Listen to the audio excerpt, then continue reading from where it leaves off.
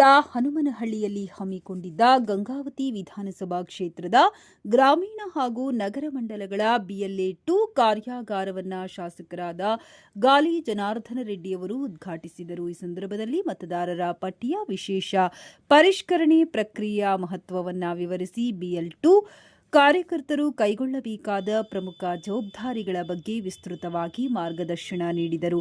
ಪ್ರತಿಯೊಬ್ಬ ಕಾರ್ಯಕರ್ತರು ಮನೆ ಮನೆಗೆ ಭೇಟಿ ನೀಡಿ ಸಂಪರ್ಕ ಸಾಧಿಸುವುದು, ಹೊಸ ಮತದಾರರ ನೋಂದಣಿ ಮಾಡಿಸುವುದು, ತಪ್ಪು ವಿವರಗಳನ್ನು ಸರಿಪಡಿಸುವುದು ಹಾಗೂ ಮತಪಟ್ಟಿ ಶುದ್ಧೀಕರಣದ ಕಾರ್ಯವನ್ನು ಆದ್ಯತೆಯ ಮೇರೆಗೆ ನಿರ್ವಹಿಸಬೇಕೆಂದು ಸೂಚನೆ ನೀಡಿದರು.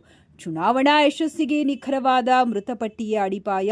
ಪ್ರತಿಯೊಬ್ಬ ಕಾರ್ಯಕರ್ತರು ತಮ್ಮ ಬೂತ್ ಮಟ್ಟದಲ್ಲಿ ಸಕ್ರಿಯವಾಗಿ ಕಾರ್ಯನಿರ್ವಹಿಸಿ ಪ್ರತಿಯೊಬ್ಬ ಅರ್ಹ ಮತದಾರರ ಹೆಸರು ಮತಪಟ್ಟಿಯಲ್ಲಿ ಸೇರ್ಪಡೆಯಾಗುವಂತೆ ಕಾಳಜಿ ವಹಿಸಬೇಕೆಂದು ಈ ಸಂದರ್ಭದಲ್ಲಿ ತಿಳಿಸಿದರು.